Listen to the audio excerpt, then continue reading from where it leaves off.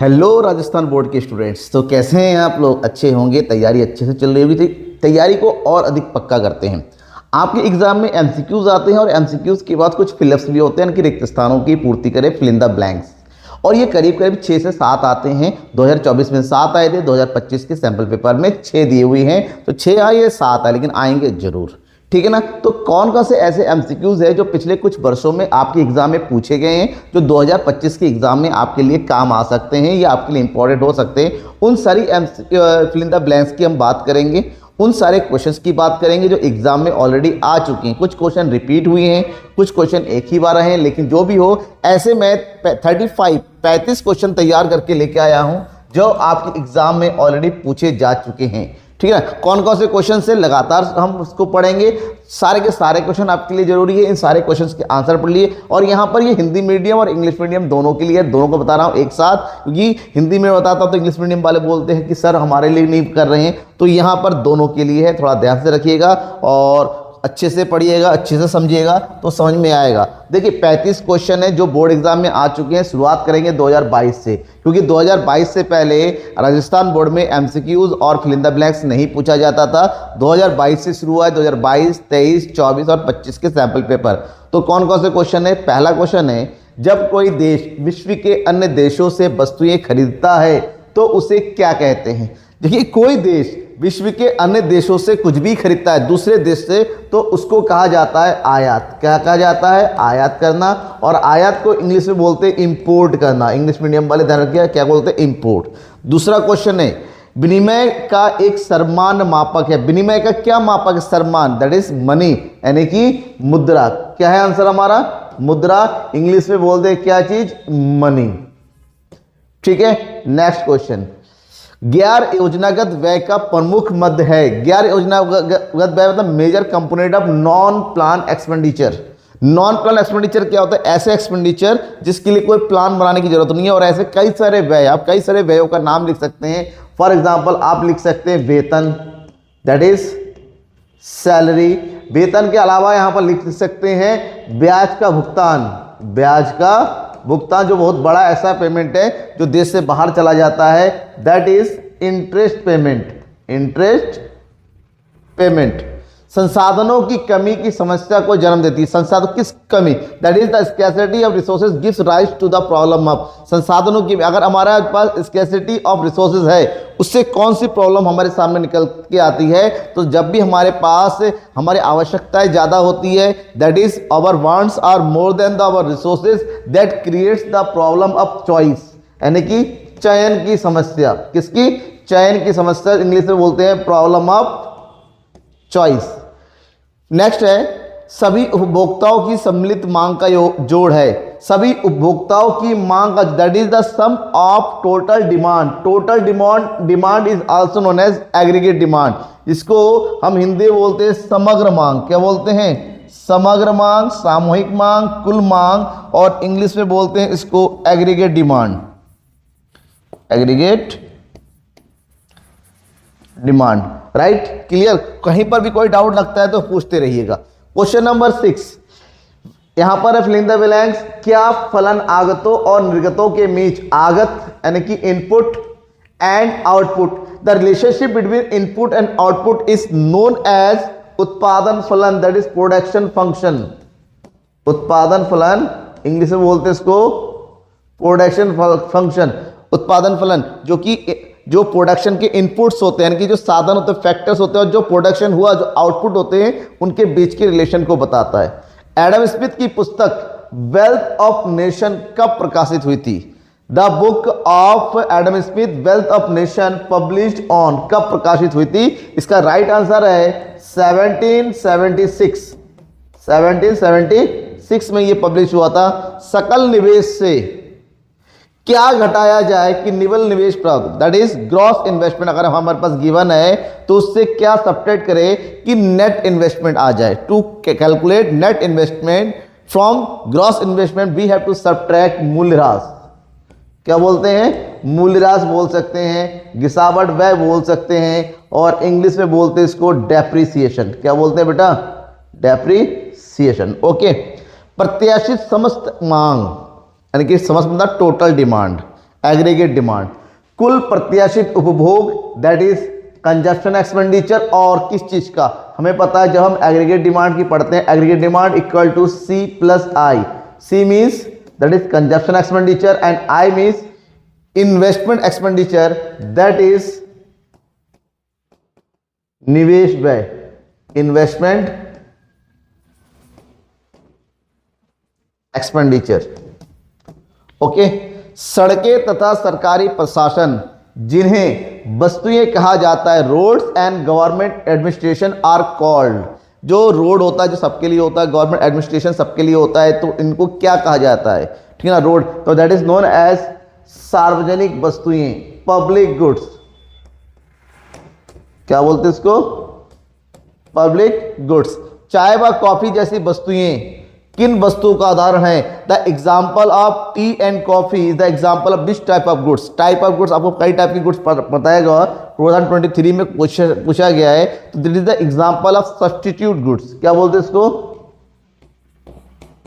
Substitute goods, that is Hindi में बोलते स्थानापन्न, स्थानापन्न दैट इज ऐसी वस्तुएं जिनका प्रयोग एक दूसरे के स्थान पर किया जा सकता है, those goods which can be use in the place of other, ठीक है। नेक्स्ट, उत्पादन क्षमता में वृद्धि के लिए जो व्यय किया जाता है उसे क्या बोलते हैं, कौन सा व्यय कहा जाता है, to increase the production capacity that expenditure is known as investment expenditure, that is known as investment expenditure. आप अपने प्रोडक्शन कैपेसिटी को बढ़ा रहे हैं, तो प्रोडक्शन कैपेसिटी को बढ़ाने के लिए आप अपने कैपिटल जो इंस्ट्रूमेंट्स है उसको इंक्रीज करेंगे, और तो increase in capital goods is known as investment, that is also क्या हिंदी में क्या बोलते हैं इसको, निवेश बोलते हैं, निवेश व्यय कहते हैं। ब्याज की ऊंची दरों पर फर्मों की प्रवृत्ति निवेश को, अगर ब्याज की दर ज्यादा हो जाए, दैट हायर इंटरेस्ट रेट, अगर लोन का इंटरेस्ट रेट ज़्यादा हो जाता है लोग लोन कम लेंगे, लोन कम लेने का मतलब हुआ कि जब पैसा ही नहीं होगा तो निवेश भी कम हो जाएगा, दैट निवेश को क्या करेगा, कम करने की होती है, तो इसका इंग्लिश में बोलेंगे डिस्करेज, डिस्करेज द इन्वेस्टमेंट। जब कर से प्राप्त राशि आवश्यक आय से अधिक होती है तो इसे बजट कहा जाता है। When the revenue from taxes exceeds to the record income, जो revenue, when the revenue is more than the record income that is known as surplus budget, कौन सा budget, is a budget surplus, that means हमारी इनकम जितनी होनी चाहिए थी हमारा रेवेन्यू उससे ज्यादा होता है, जिसको बोलते हैं इसे बजट आधिक्य, बजट अधिक या अधि बजट के नाम से जानते हैं, ठीक है। नेक्स्ट, चालू खाता संतुलन में होता है जब चालू खाते में चालू भुगतानों के बराबर होती है। The current account is balance, current account तक कब बैलेंस होगा, जब करंट अकाउंट की जितने भी जो रिसिप्ट्स है एंड जो भी पेमेंट्स है both are equal, when the receipts equal to payment is known as the balance account. So here चालू खाते में चालू प्राप्तियां, चालू प्राप्तियां इंग्लिश में बोलेंगे करंट रिसिप्ट्स, करंट रिसिप्ट्स।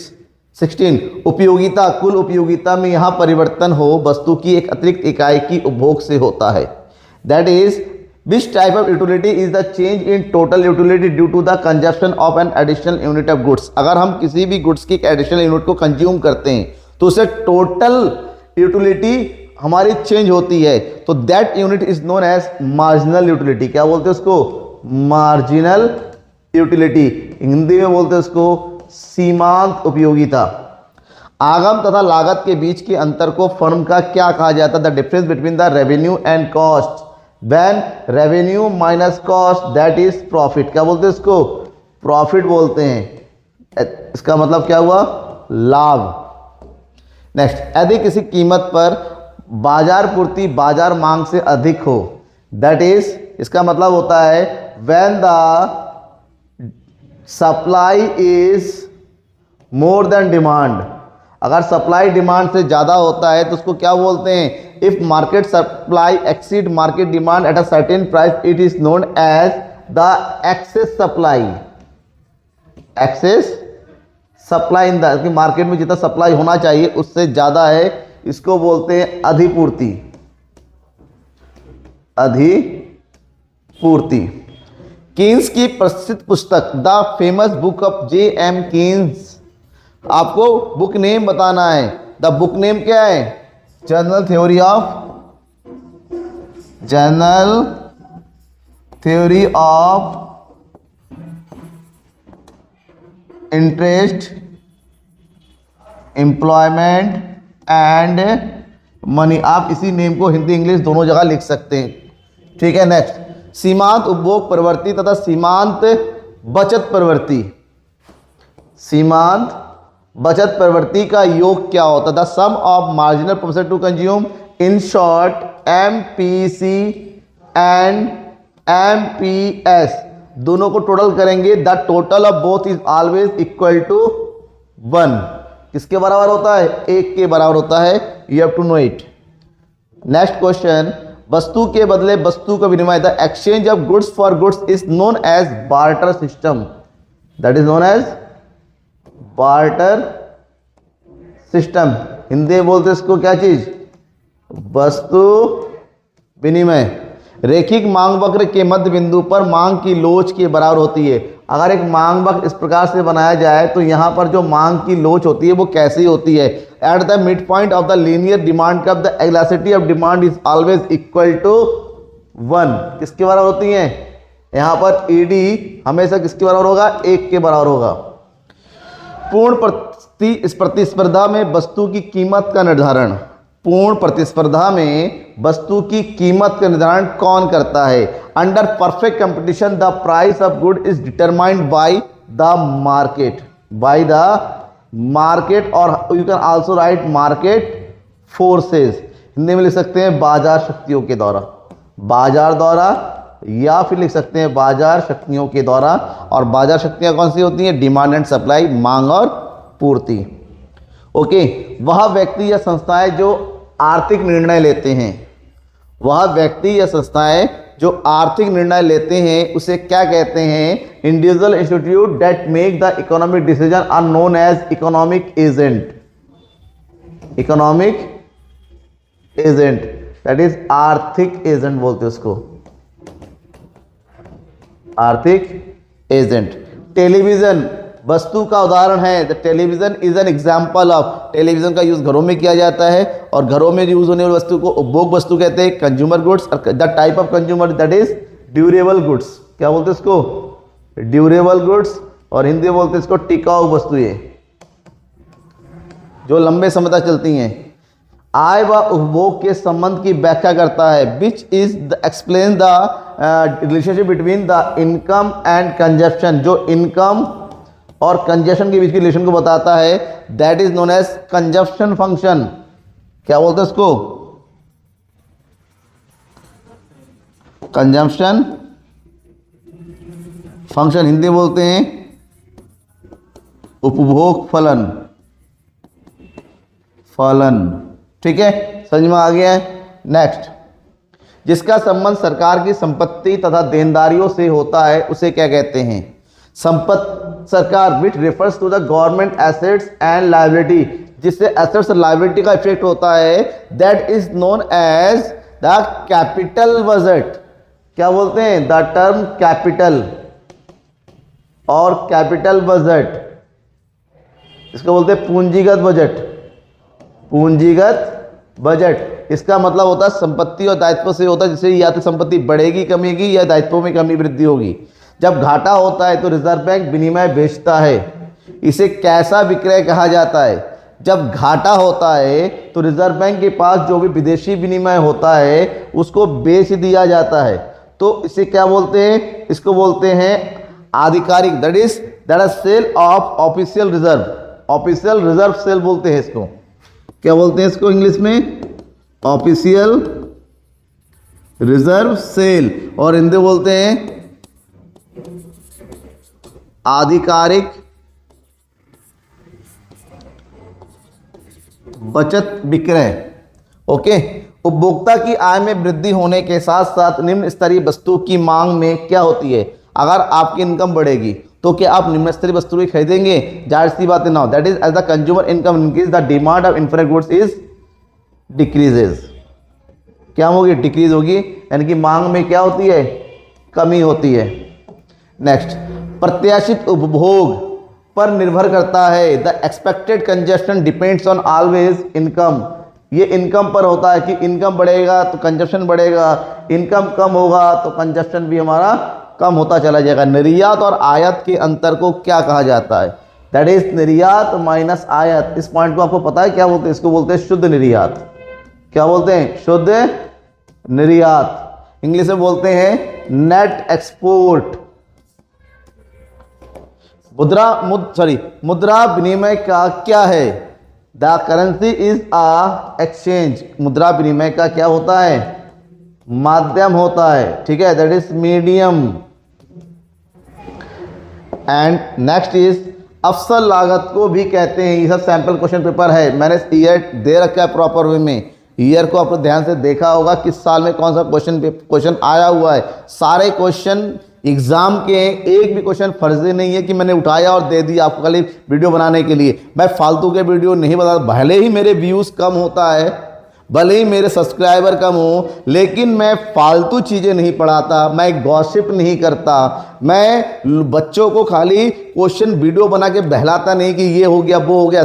मैंने जो भी क्वेश्चन उठाया हुआ है प्रूफ के साथ है कि किस साल पूछा गया है। SQP का मतलब होता है सैंपल क्वेश्चन पेपर का है, ठीक है। तो ट्रस्ट कर सकते हैं आप मुझ पर, क्योंकि मेरे जो कंटेंट होता है बिल्कुल ऑथराइज होता है। वो बिल्कुल मैं वीडियो कम बनाता हूं, मैं डेली एक वीडियो अपलोड करता हूं। वो इसलिए करता हूं क्योंकि उस वीडियो को बनाने के लिए जो डेटा होता है, जो सामग्री चाहिए, उसको सर्च करने में टाइम चाहिए होता है।